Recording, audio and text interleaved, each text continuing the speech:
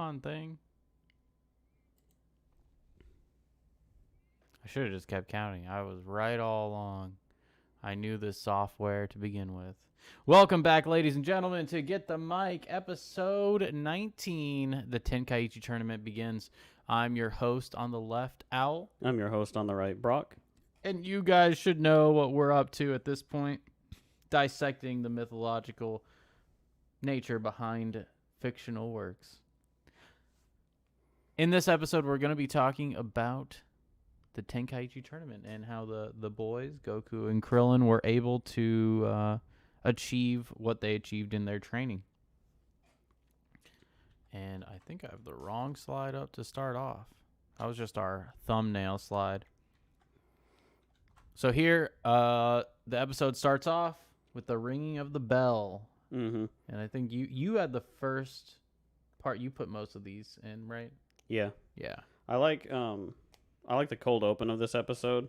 It's much better in Japanese. There's not a bunch of dialogue that's like, this is what was happening the last time you watched it. This is the whole situation right now. It's just this peaceful.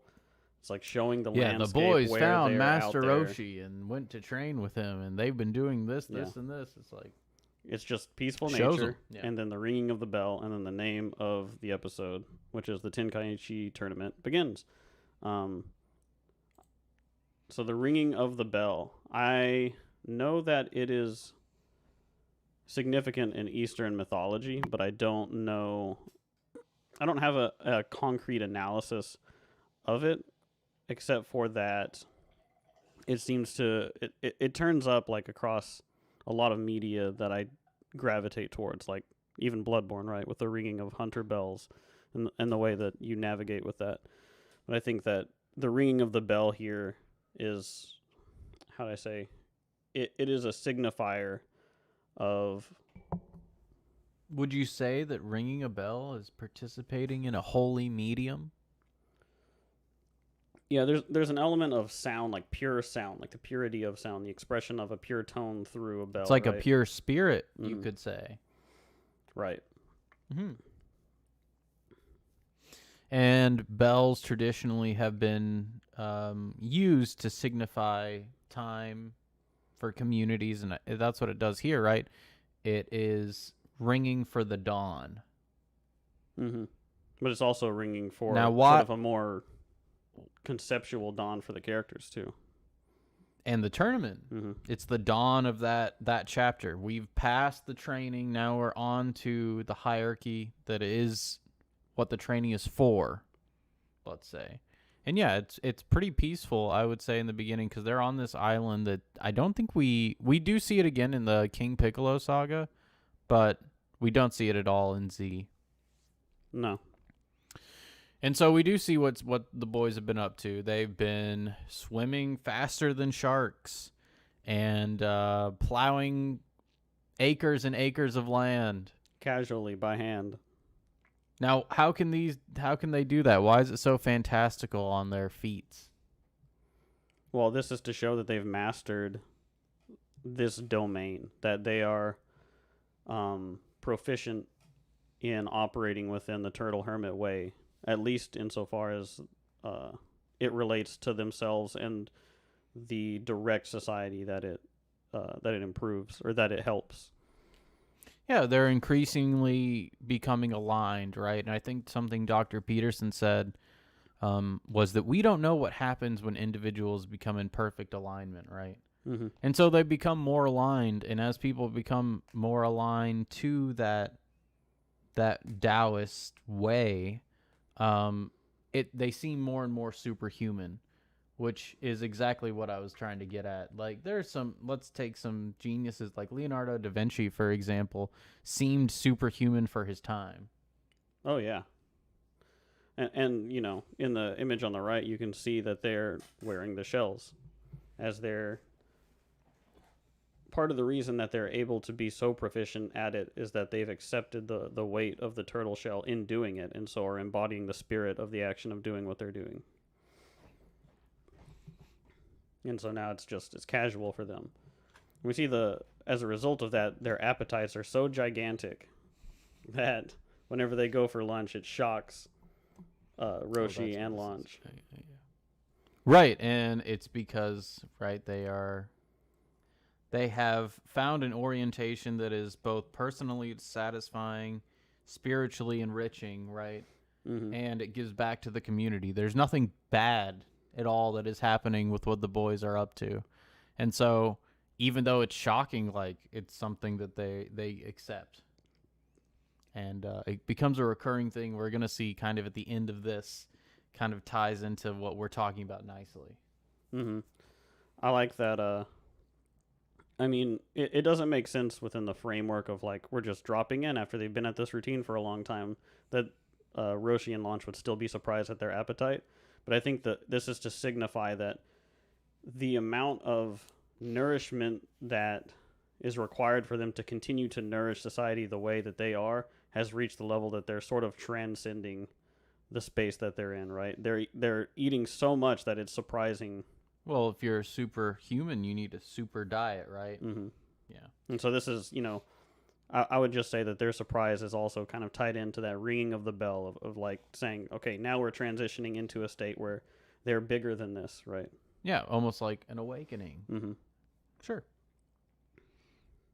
So whenever they're at, I guess this is their lunch, they keep eating more and more and more. And as this happens, Roshi drops, whenever he's shocked by how much they're eating, he drops his meatball and it rolls under the table. So he crawls under the table and he wants to take a peek at Launch. And he is foiled by the amount of food that Launch has to give to the boys. I like that is the foil. That it's literally the amount that they need to eat crushes the table and pins Roshi underneath while he's trying to subversively fulfill his own appetite, right? Right, but it is also in saying, because he always wears his turtle shell, right? It's also in saying that you're on this path, so the nourishment of the boys comes before anything that you could want anyways. Mm-hmm. It's kind of like that thing I was talking about in maybe in Myth and Meaning. Oh, it actually was. The lions that I was talking about, how the boys, not the boys, but the children of the lion pride eat first. It's something like that. And yeah, it's just it's always hilarious, and to say, Roshi gets what he deserves. Oh, he always does. There's a reason that he just almost never gets what he asks for, right? Because it's not fulfilling to him really. It's just an expression of what his character represents. And I've been listening a little bit to Neumann talking about sort of an expression of the Godhead, but this idea of the Logos, the idea of the head being represented as an upper and lower head, or upper and lower Logos. And we had talked before about the Ox King and his sight and the Logos represented on his head. I think that Master Roshi really represents this lower Logos, this you could say like the more driven Eros side of the father spirit, right? Where he is constantly personified with his, thinking with his dick, right? And this is tied into a more archetypal, like you can see with the representations of like the phallus. Hold on, you're gonna have to back up there Sure. a lot. Like go back to that first claim. I haven't heard this before. Go ahead. Okay, where do you want me to go? So back to what you were saying about the division of the Logos. Right, these ideas of how do I want to say it?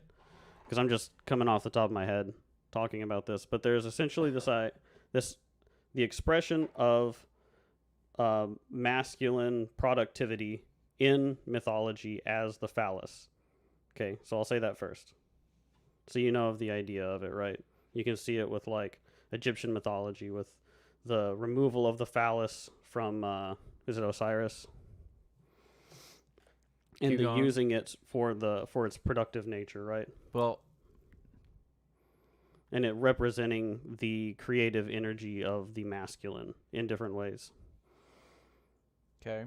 So what I was hearing in the Origins and History of Consciousness was talking about the move from the representation imagistically of the productive masculine through the phallus to the eye, which is sort of the other head, so to speak, like the two heads, right? Mm-hmm. The two motivating factors in masculine energy, right? And so you've got the logos, the eyes, and the goggles on.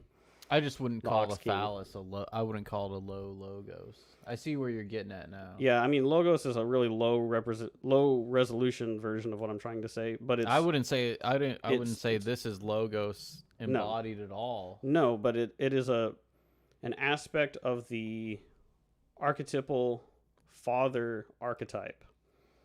Archetypal archetype. Yeah. Perhaps it's an aspect of the father archetype represented through the lower head, right? Whenever I talk about the head or the I don't know. I don't have enough to just completely explicate the whole thing, but I'm starting to catch on to this sort of aspect of like a duality between what Roshi represents as a father, right, as almost like a divine father, blind father type figure, blind king, which extends to the blind king, and then the what Ox King is like a societal father figure, right? You're saying you're trying to divide that up. What do you mean? I'm asking you. You're trying to divide the spirit of the father into these categories. Well, I'm not trying to divide it into categories as much as I think that They're Roshi's two separate constant archetypes. that Roshi's constant I agree. expression of like him, just being horny all the time isn't just for this, we've kind of talked about it before. It's not necessarily just for the comic relief, right? But it's manifesting itself as an aspect that has been sort of associated with that blind king archetype as well, and the blind father archetype. Right. Well, we've talked about that as well. Like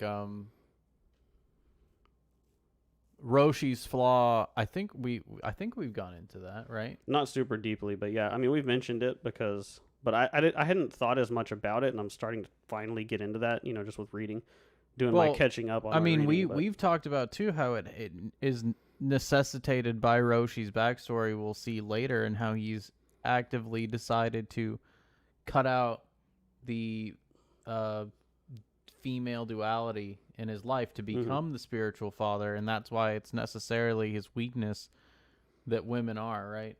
Right, and well, that ties into this image specifically because that is superseded by the nourishment of the trainees, you could say, or of Goku and Krillin here, right? That is subordinate to that.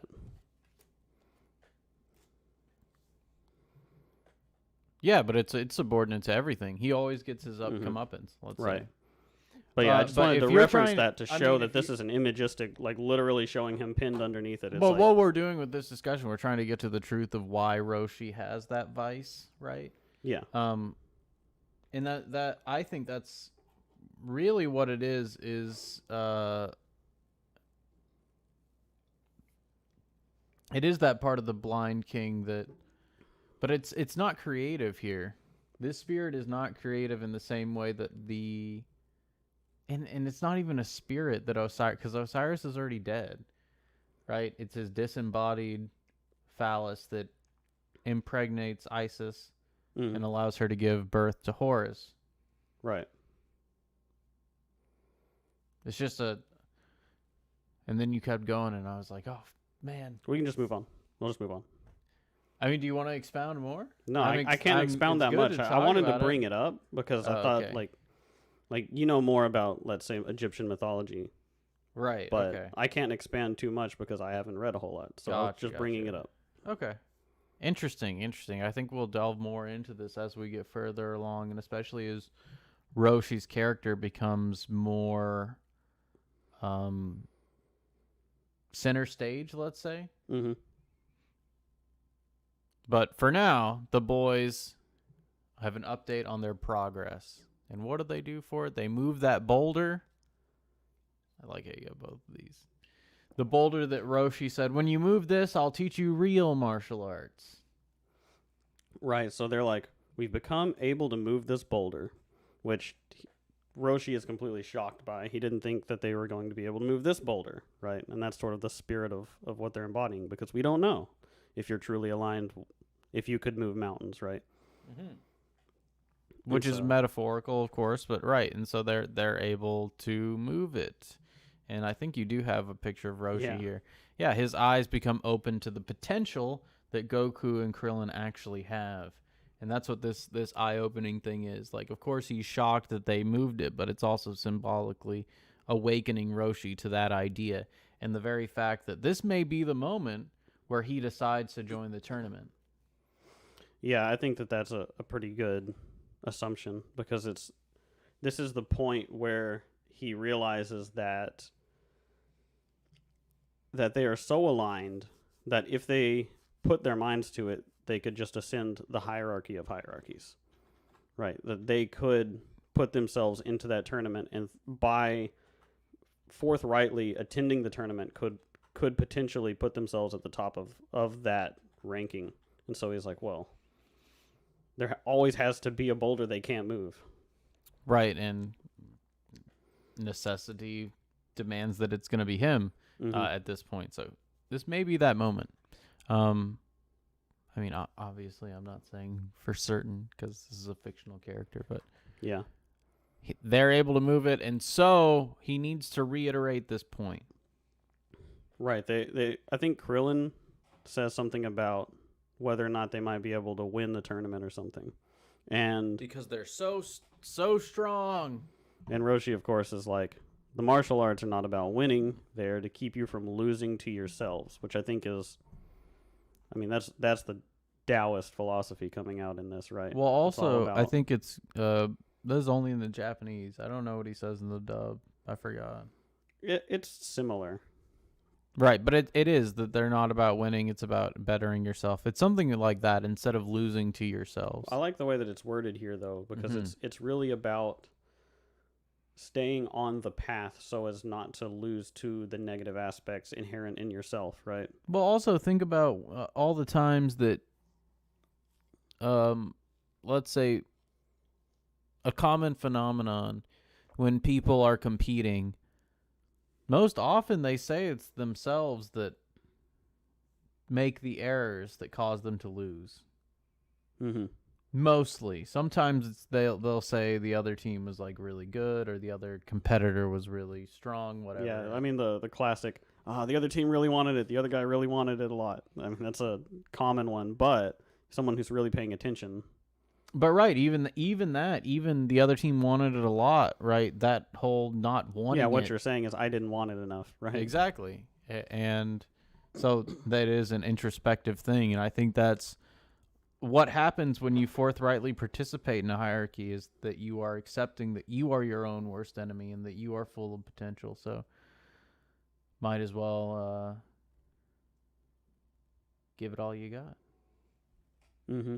And this is tied to the next slide I got as well, that Roshi is telling them, again, he's already told this before to them, that he also says, is there an echo in here in the dub? So I like that. He's told them before that they're not entering a tournament to win a tournament, right? And Krillin still is like, but if we're gonna win, so he's still oriented towards winning, and Roshi is trying to explicate to them that, like, betterment is the purpose of the Turtle Way. Right, and this is akin to, let's say, students trying to just get a grade, right? Just wanting to win, wanting to have that thing instead of actually wanting to be better. And then that'll come as a result. Winning will come as a result of following the Turtle Hermit Way, and we actually see that happen. Yes. And of course, their reward for reaching this new milestone is that they have to wear heavier turtle shells now. Yeah, because I think this scene takes place a couple of weeks or months out from the tournament. Yeah, I think it's not long before. It's only a couple weeks, but yeah, they get twice as heavy shells. Their burden is doubled. Yeah. I think he basically says, "You're wearing the same shells as me now." Right, and also it is to say that the challenge isn't over. Right. And that also, you had said that it seems like this is whenever he decides that he needs to enter the tournament. It's like if they're going to be proficient in wearing as heavy a shell as him, then he's nervous that somebody else needs to be in the tournament that wears that heavy of a shell, which you could say somebody that is that aligned with the voice of their conscience and of God needs to have somebody else who is also that aligned to challenge them and keep them on that path. A man is not an island. Mm-hmm. Right. And then we get to Yamcha. Now, I love that this is our reintroduction to Yamcha because this is immediately following our scene with the boulder. And what's Yamcha doing? He's just trying to punch a hole in this boulder. Hey, he does. Look, there's a hole in the boulder. It's about the same size. Yeah. It's a smaller boulder. Right? Because to Yamcha, it's about winning the fight. Mm-hmm. It's not about moving the boulder. It's about literally punching the boulder. Yeah, it's a good explanation. Also, it's because Yamcha's now, I think, one hierarchy back from Goku. He needs to reestablish his domain in nature after being in the desert, and therefore immediately weaker than the boys. Yeah, I associate this with kind of like Goku at the beginning of the story, right?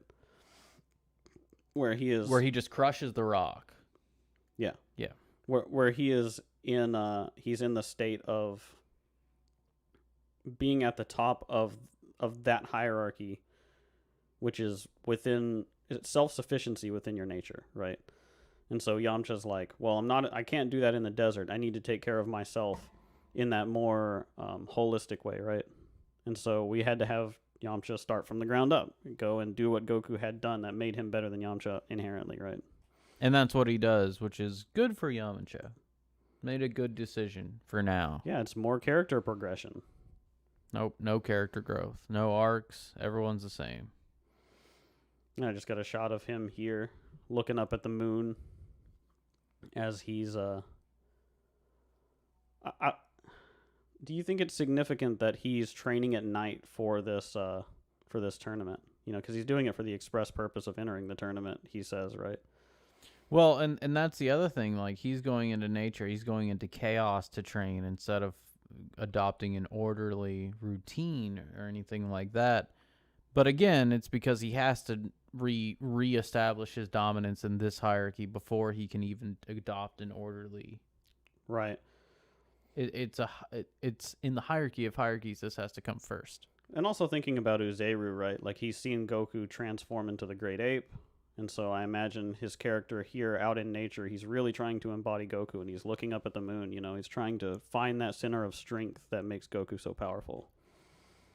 And we had talked before about the moon and that representing sort of your connection to, well, the white dot in the yin and yang, right? Mm-hmm. The wisdom in the chaos, right? And so here Yamcha is trying to find the wisdom in the chaos, living out here in the chaos. Yeah, it's literally a manifestation of his goal, a symbolic manifestation of it.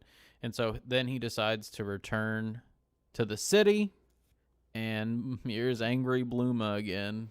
Right, and she's talking to Puar. She's being really resentful for Yamcha not paying attention to her, that he went off to go train. And Puar says winning in the tournament is his dream, right? Winning is Yamcha's dream. Winning! So tying that back in again to him crushing the boulder and orienting himself, because we had talked about how Yamcha's character is a lot more oriented towards sort of that aggressive masculine spirit that is about winning the fight, having the best fighting prowess rather than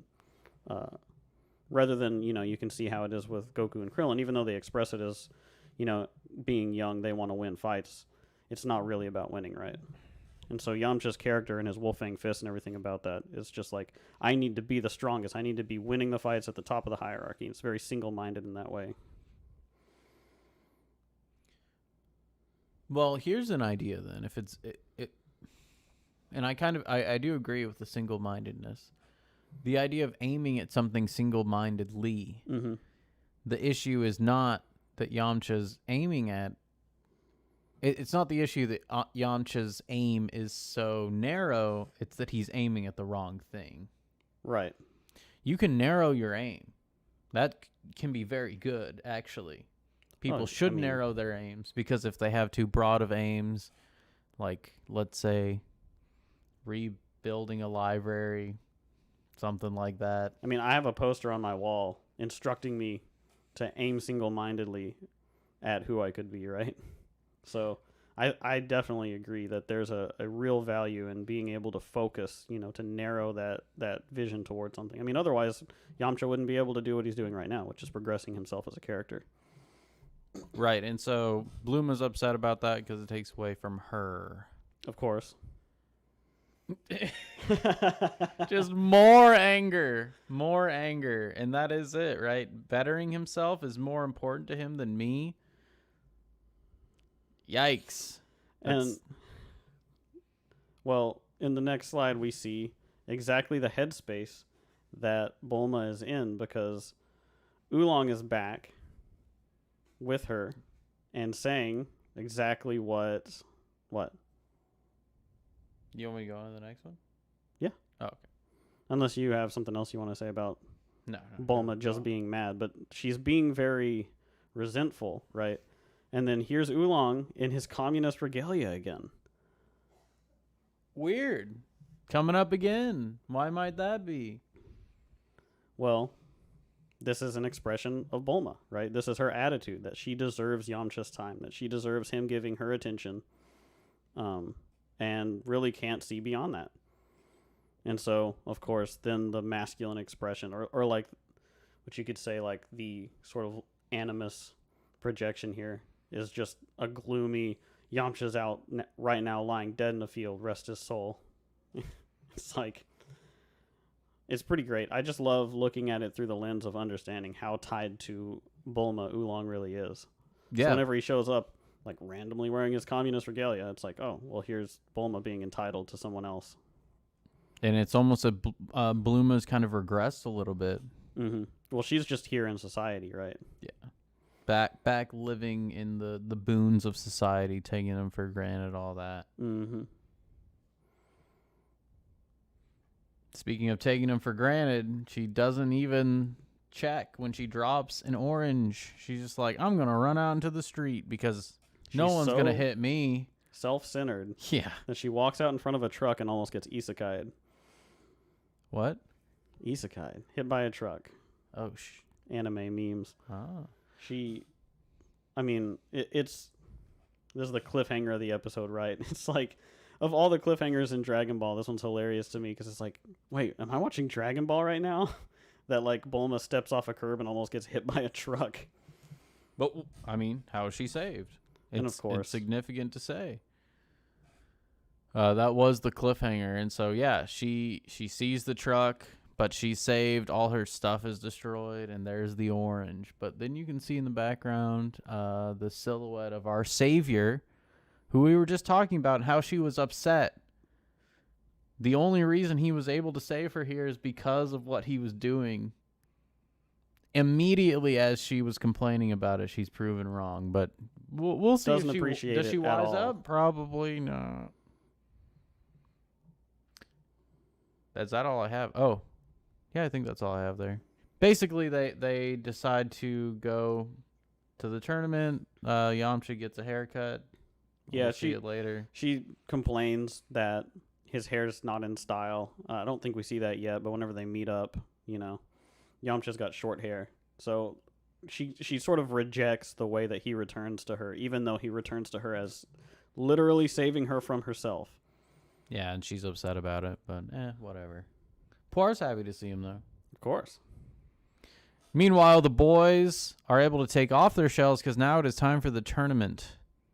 And without the burden of their training, or let's say self-imposed limitations, once they no longer have those, and that can actually be very beneficial. Mm-hmm.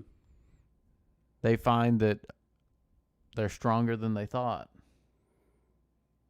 Yeah, they have gone so long wearing the shells.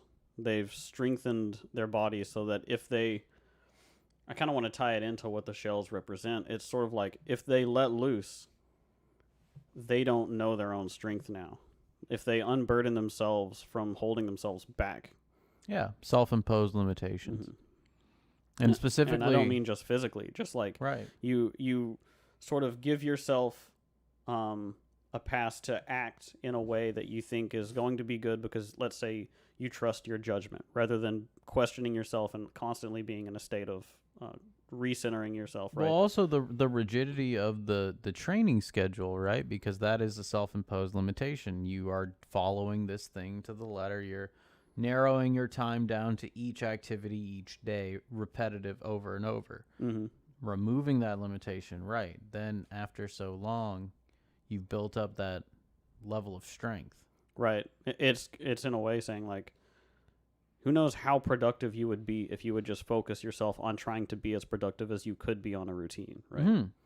And then, yeah, and that's I think what you're trying to say with it doesn't have, it's not physical, and you're right, it's not physical. Like let's say someone did this and they adopted a routine for 8 or 9 months that they're training for, and then after that, see how productive they could be on something else. Their production will compound. If their productivity didn't go into applying the methodology of the training as such, right? And instead put it externally. It's like, who knows how much you could do if you worked on yourself a whole lot, you know? Yeah. Because you sure as hell can't do anything if you're not proficient in anything. You're not competent in anything. We're not performing the necessary self-maintenance, right? Sure, yeah, absolutely. And so the boys get dressed up, ready to go to the tournament. I like how they get dressed up like this because it is not their training clothes, not what they're going to be fighting in, but it's specifically an introduction to society. This is the first time Goku will be in a city, for example. Yes, it'll be his first time seeing a city. Yeah. And so he needs to win in Rome, let's say. He needs to get dressed up and look presentable for his, let's say, first appearance. And you got to dress, and this is one of those rules that Dr. Peterson talks about, dressing like the person that you want to be. Yeah, and I think it ties in also to Yamcha coming back from chaos, right? Back from nature, and Bulma immediately rejecting the way that he looks and being like, "Oh, we got to dress you up. We got to cut your hair." And whenever Goku and Krillin are coming into the city, it's like, "All right, let's get you presentable to go into society," right? And also, where do they get these? They got these from Lunch. Yeah, she made them. Blue Lunch. She made them for them. Handmade. And that is particular because it's that feminine motherly spirit that will give the individual the external strength to endure the gaze of society. It's something given by the archetypal mother to the hero, or to, just the potential hero, Right, it's that, and it's the, I think we pretty much covered it. But right, so it's their first time in a city, and so Goku is amazed. He says the city glows at night, and this is one of the nights. We don't see many more nights after this one. Mm-hmm. And so this is one of the nights. He's looking at the lights below, and he is amazed. He actually asks Roshi if they'll give him a star from the ground. Because he thinks there's stars on the ground, right? But that is it, because I think this is it. The proper place for an enlightened being is a place of illumination, right? That's what cities are, paved in supposedly gemstones, right? Right. It's Goku sees all of the illumination as enlightenment, you could say, right? Because how does Krillin treat it? The city's lights? Yeah. I don't remember. He doesn't care. He's like reading the newspaper. Oh, that's right. Yeah, he's off to the side. He Just calls. waiting I to get think to he the calls end of the Goku a flight, yeah. Neanderthal or something like that. He constantly does this with Goku, where he has no respect for how uncivilized Goku The is. wonder and the fascination of a childlike mind that Krillin just doesn't respect is what you're saying, right? Yeah, I mean, he's like, Goku's stupid. I mean, that's the thing. This is how not to be, right? If you understand what Goku's mode of being is, you don't just call him stupid for not knowing a specific thing, right? You understand that he's representing the wisdom and being able to see things as valuable, right? Or as novel. And so, we have that here where he can recognize the value in, in this case, the enlightenment from where he's arriving, right? A place, yeah, he can respect that it is a place of enlightenment. And is Krillin wrong to think that they won't receive any enlightenment here? I mean, this is of the utmost enlightenment for them. Right. And I want to mention what Chris Somber said here. I also like how the boys give her a handshake and talking about lunch. Mm-hmm. When they say goodbye. It's such a formal way of saying goodbye to someone you've been living with for 8 months. Right, but it's also that respect because, I mean, they've come to respect Launch, I would say, over this time. Yeah, and I think part of that has to do with the fact that she represents something more to them than just like lunch, just like a mom, right? It's like she's like mom as such. Like you have to show a certain level of respect to the idea, whereas like if this was a more like top down story, it'd be like they'd hug their mom before they went out on their adventure. It's like this is more like viewing her as the spirit of the mother, not earthly mother, let's say. And then they meet up with Yamcha that night, the Rogafufu Ken. Whoa, he's got a new technique. It's the exact same technique. Old technique. It's the Wolfang Fist. And there he is. But he has short hair now. He's more integrated into society. And we're going to see how strong he is. How strong would the immature masculine be after mastering the domain of nature? Pretty strong. We'll see.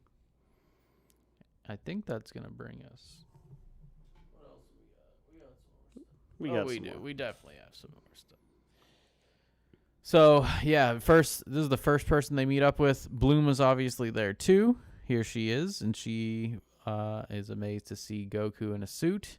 So is Oolong, and Oolong is actually dressed not in a communist uniform now. What do you think about that?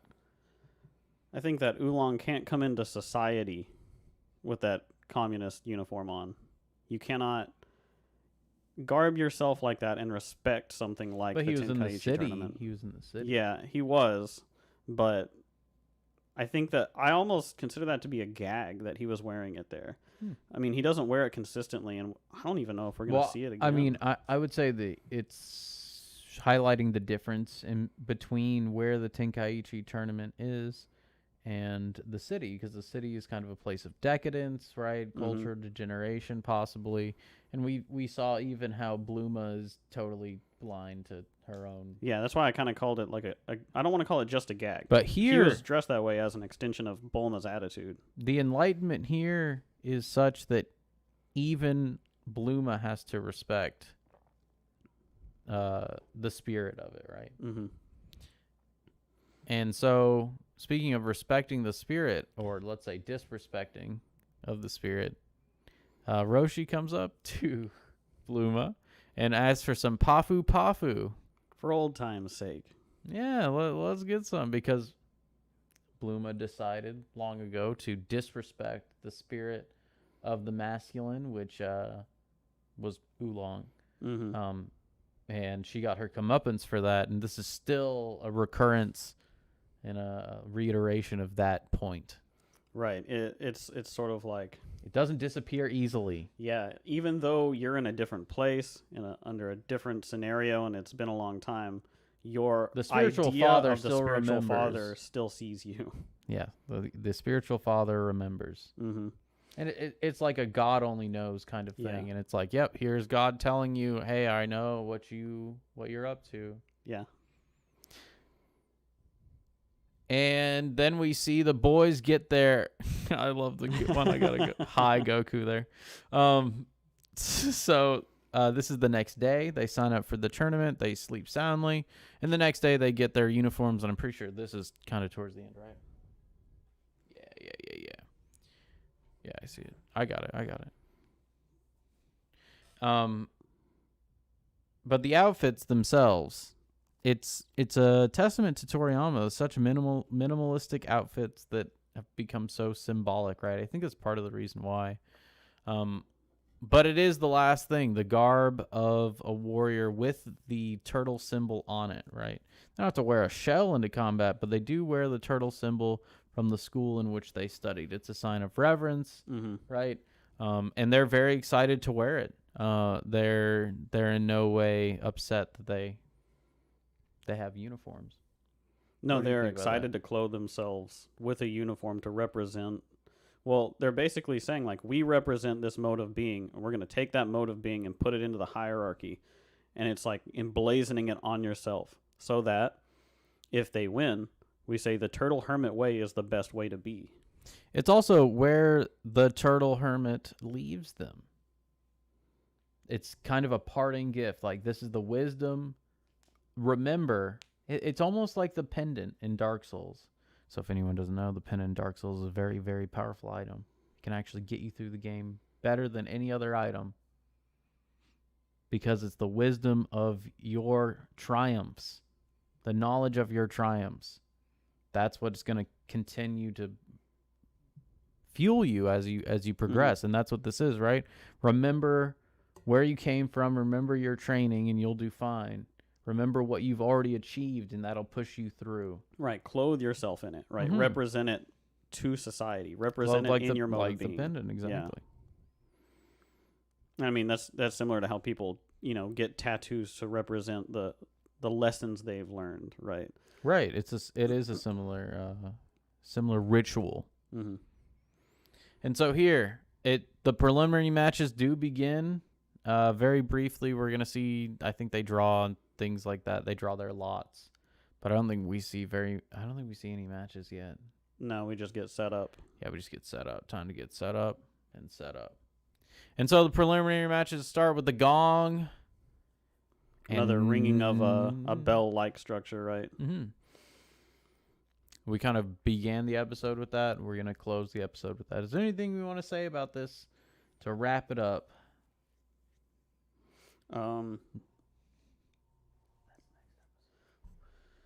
I think that it's a pretty good transitionary episode. This was basically, let's wrap up the training and then set up the tournament all in one.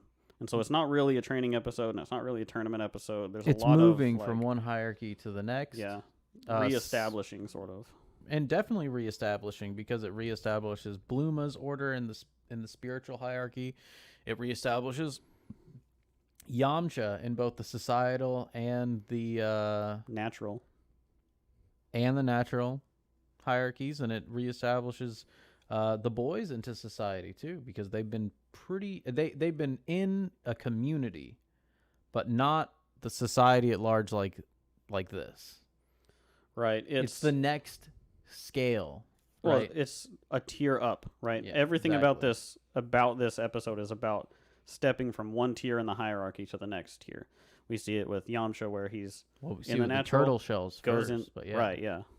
I mean, and that's the sort of what we were talking about at the beginning of the episode with the ringing of the bell, and then we see the commencement with the ringing of the gong. Right. Yeah. But that signaling that we are stepping through something into something else. We're stepping into the higher mode of higher resolution version of what we're talking about. Yeah.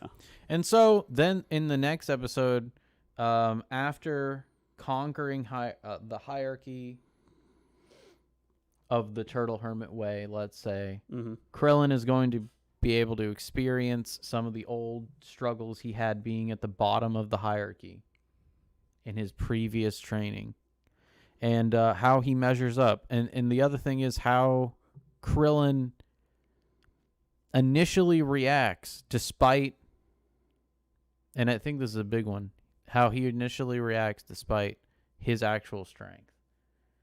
Right. That's a theme in the next episode I'm excited to get into, which is Krillin's underestimation of himself.